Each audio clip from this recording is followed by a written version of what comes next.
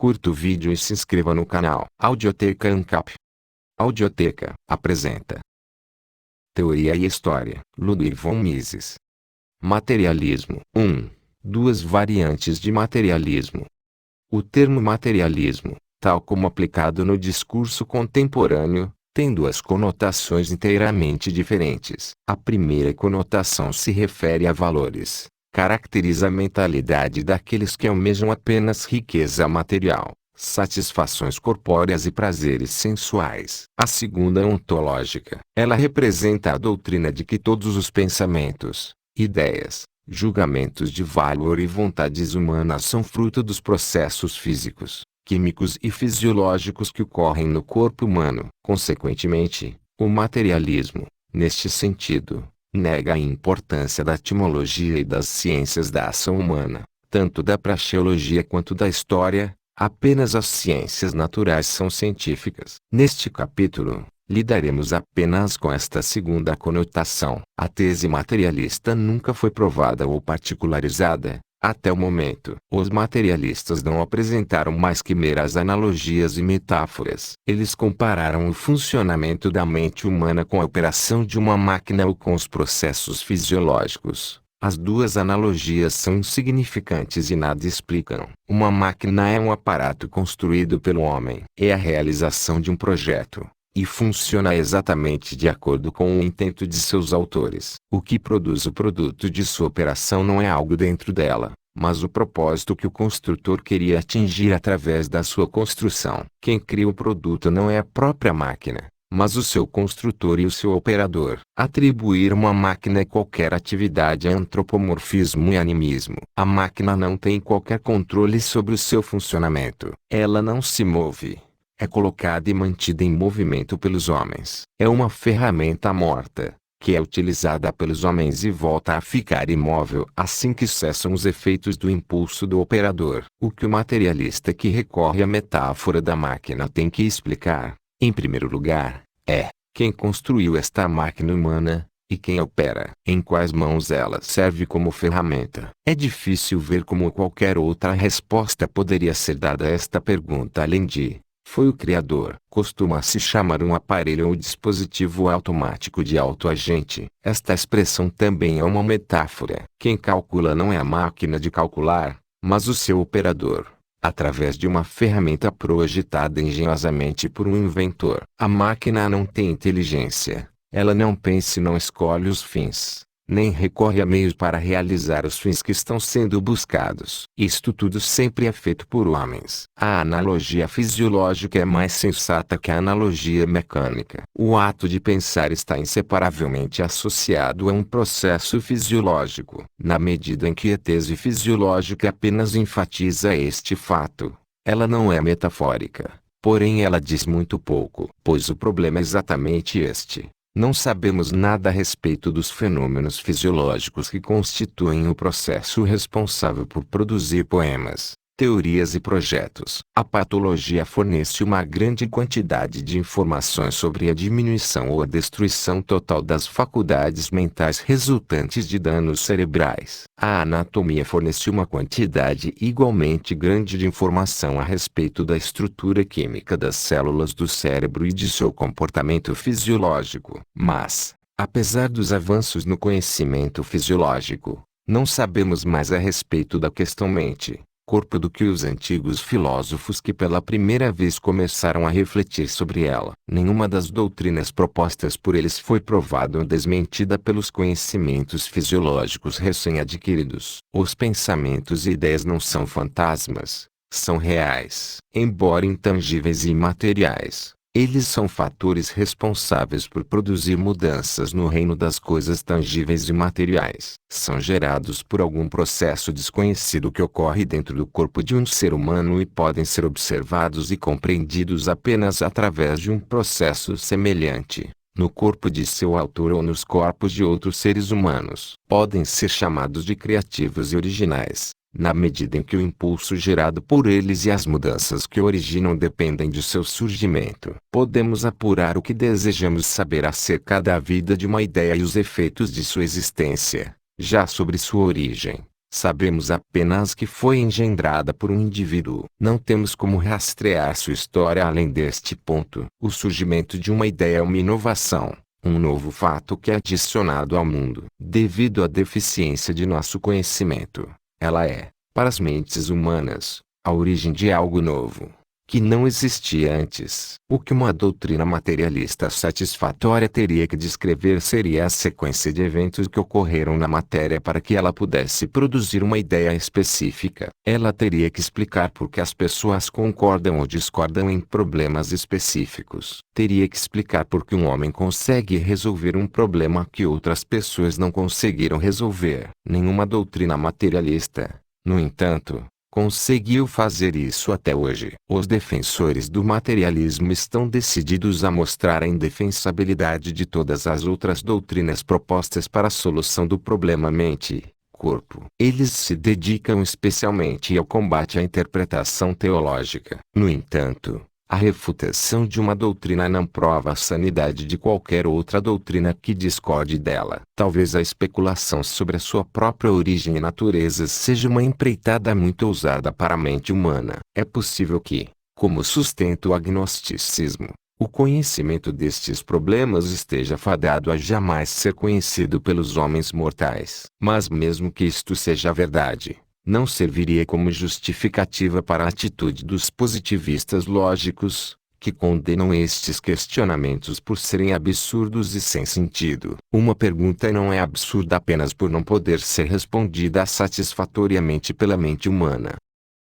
2. A analogia da secreção.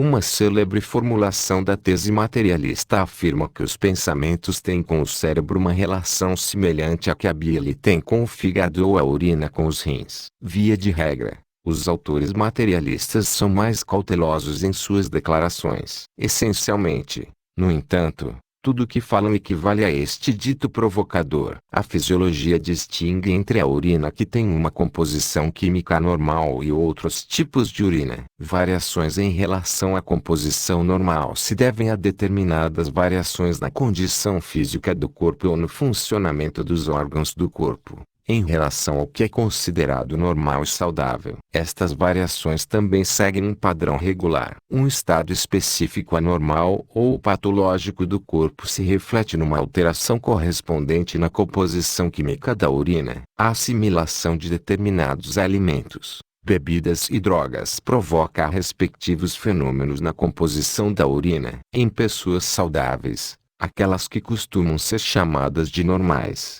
a urina tem, dentro de certos limites determinados, a mesma natureza química. Com pensamentos e ideias não ocorre o mesmo. Não existe, quando se trata deles, normalidade ou desvios da normalidade que sigam um padrão definido. Certos danos ao corpo ou a ingestão de determinadas drogas ou bebidas podem obstruir e atrapalhar a capacidade da mente de pensar. Mas mesmo estes desarranjos não ocorrem de maneira uniforme com todas as pessoas. Pessoas diferentes têm ideias diferentes, e nenhum materialista conseguiu investigar a origem destas diferenças até chegar a fatores que possam ser descritos em termos químicos, físicos ou fisiológicos. Qualquer referência às ciências naturais e aos fatores materiais torna-se vã quando perguntamos por que determinadas pessoas votam no Partido Republicano e outras para o Democrata. Até agora, pelo menos, as ciências naturais não conseguiram descobrir quaisquer traços corpóreos ou materiais a cuja presença,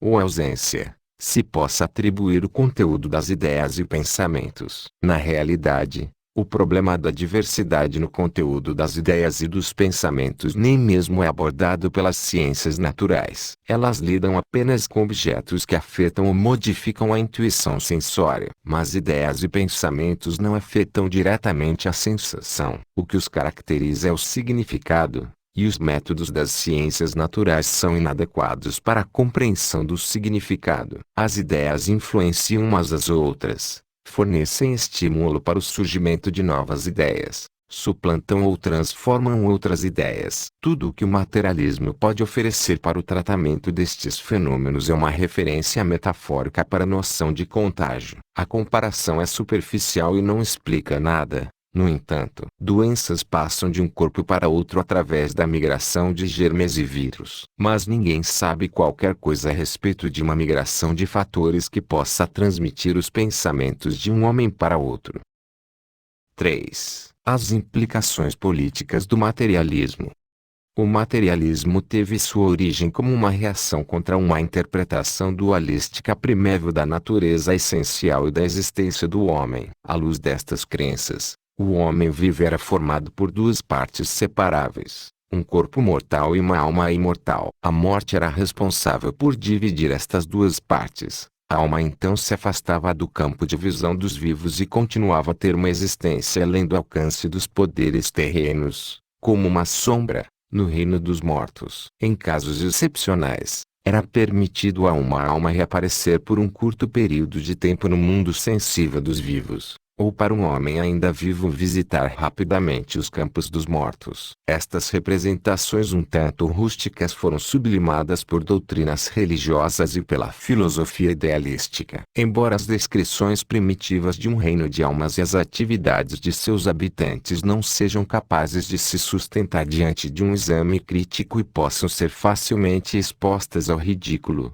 é impossível, tanto para o raciocínio a priorístico quanto para as ciências naturais, refutar de maneira convincente os princípios refinados dos credos religiosos. A história pode destruir boa parte das narrativas históricas da literatura teológica, porém uma crítica superior não é feita ao cerne da fé. A razão não pode nem provar nem desmentir as doutrinas religiosas essenciais. No entanto, o materialismo, tal como se desenvolveu na França do século XVIII, não era apenas uma doutrina científica. Também pertencia ao vocabulário dos reformadores que combateram os abusos do Ancien Regime. Os prelados da Igreja na França monárquica eram, com poucas exceções, membros da aristocracia. A maioria deles estava mais interessada nas intrigas da corte do que no desempenho de suas funções eclesiásticas. Sua merecida impopularidade tornou populares as tendências antirreligiosas. Os debates a respeito do materialismo teriam cessado em meados do século XIX se nenhuma questão política estivesse envolvida. As pessoas teriam percebido que a ciência contemporânea não contribuiu em nada para a elucidação ou análise dos processos fisiológicos que geram ideias definidas,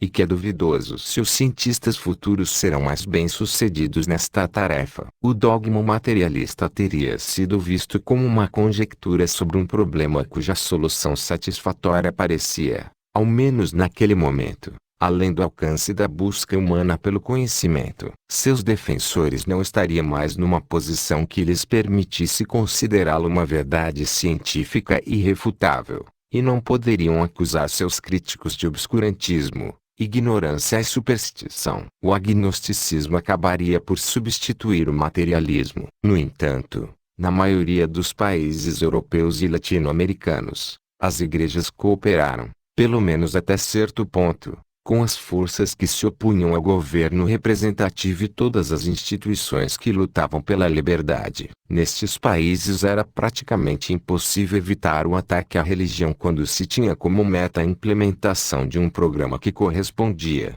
no geral, aos ideais de Jefferson e Lincoln. As implicações políticas da controvérsia acerca do materialismo evitaram que ele desaparecesse. Impulsionados não por considerações epistemológicas, filosóficas ou científicas, mas por motivos puramente políticos, fez-se uma tentativa desesperada de salvar o slogan materialismo, tão conveniente para o cenário político. Enquanto o tipo de materialismo que havia florescido até meados do século XIX recuou para o segundo plano, abrindo caminho para o agnosticismo e tornando impossível a sua regeneração por meio de escritos rústicos e ingênuos como os de Haeckel. Um novo tipo de materialismo foi desenvolvido por Karl Marx, sob o nome de materialismo dialético.